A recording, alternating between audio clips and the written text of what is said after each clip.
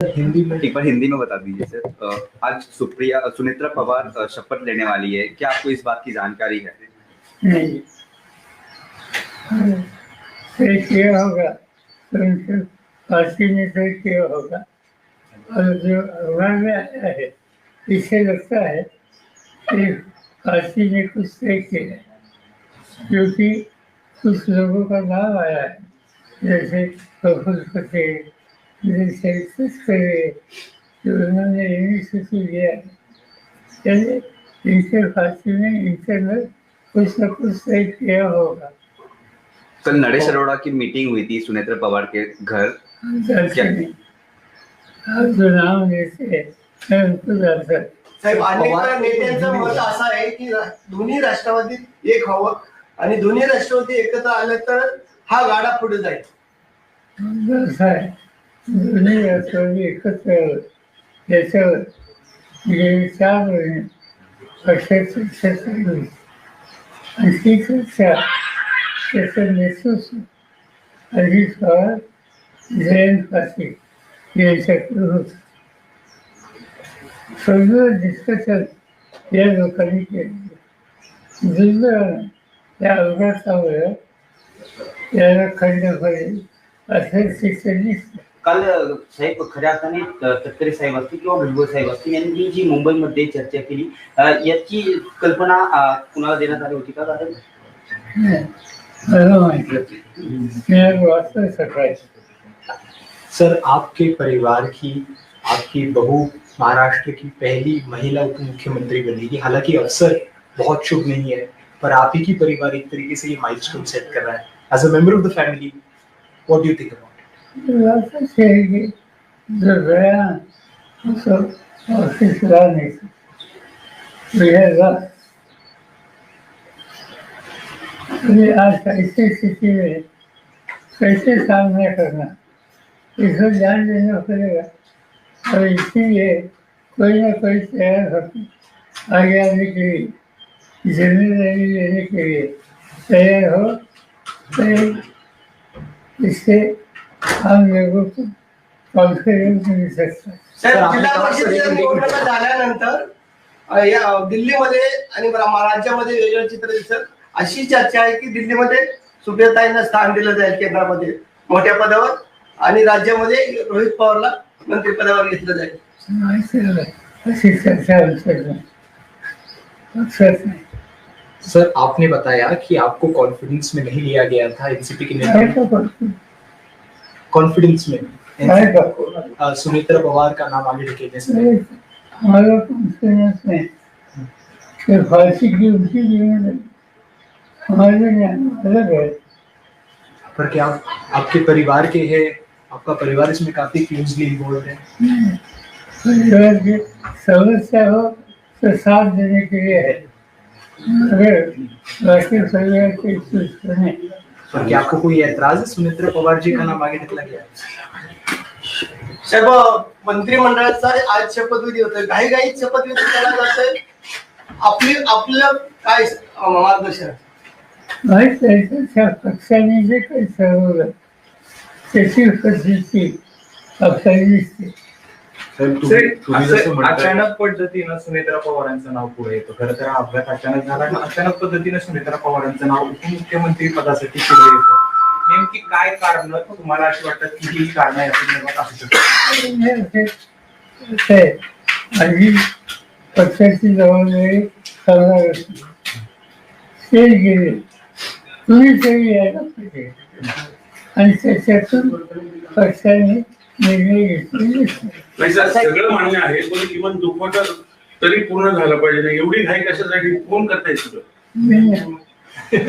जयंत पाटील पटेल हे सगळं भाजपचं सांगण्यावरून करतात. असं जयंत पाटील आणि दादांची चर्चा सुरू होती, परंतु आता जी राज्यातील घटना परिस्थिती घडत आहे यावरती कुणीही भाष्य करायचं नाही. परंतु शशिकांत शिंदे वेळोवेळी सांगतायत की आम्ही एकत्र हा निर्णय घेतला होता, परंतु आता जे निर्णय होतात काय कसं पाहताय निर्णय? मला एवढं माहिती आहे की आमच्या पक्षात आणि अजितदादांच्या पक्षाने एकत्र काम करण्याची प्रक्रिया सुरू करावी त्याच्यात एक वर्ष होता. सिरीज ऑफ थिंग्स आणि निर्णय आत्ता जाहीर करायचा होता द्वारासारखे आणि ही साधी अजितची दिलेली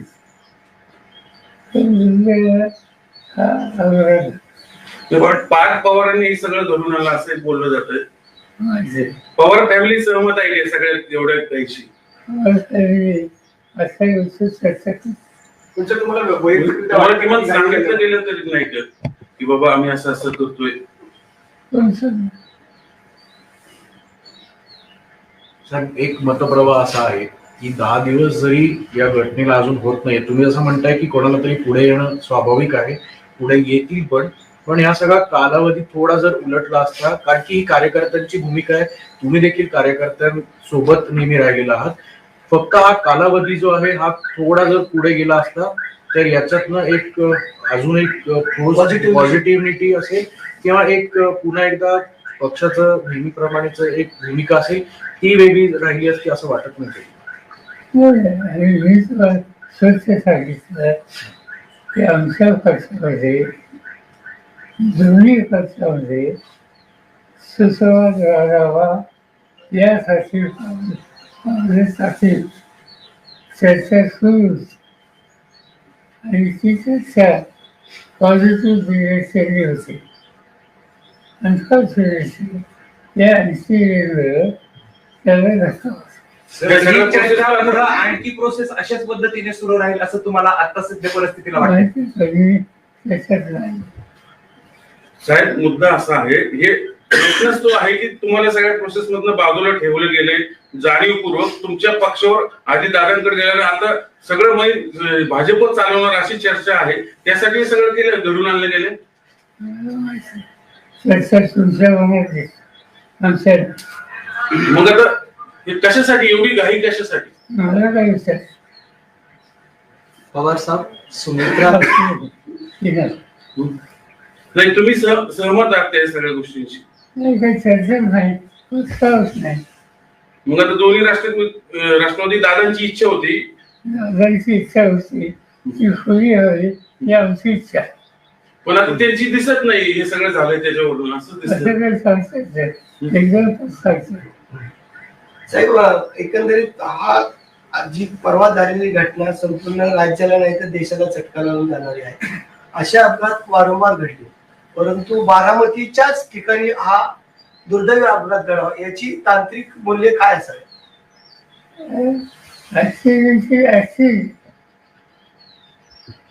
टेक्निकल सिच्युएशन क्या हो सकती?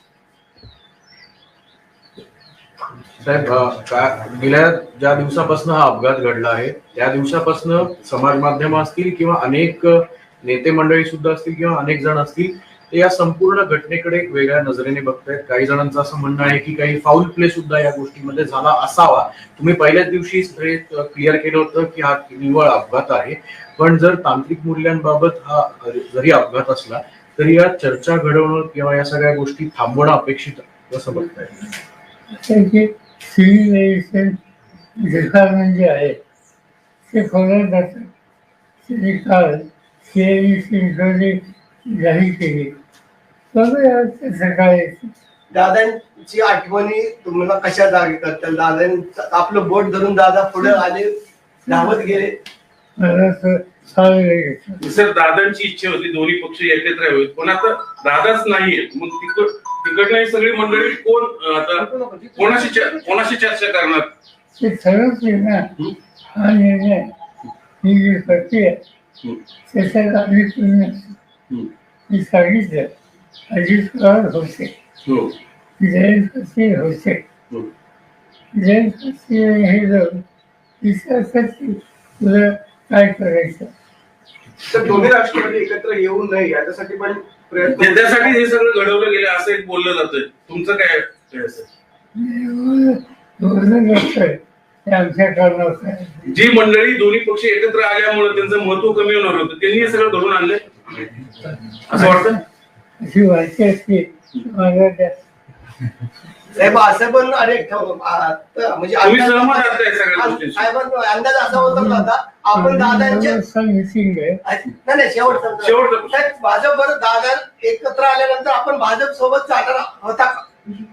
दादा जर दोन्ही राष्ट्रवादी एकत्र येणार होत्या आणि सत्तेमध्ये राहायचं असेल तर आपण भाजप बरोबर जाणार होता का? भाजपचा काही सवाल दादा ऑलरेडी भाजपमध्ये आहे तर ते सत्तेमध्ये आहे. मांडली आहे.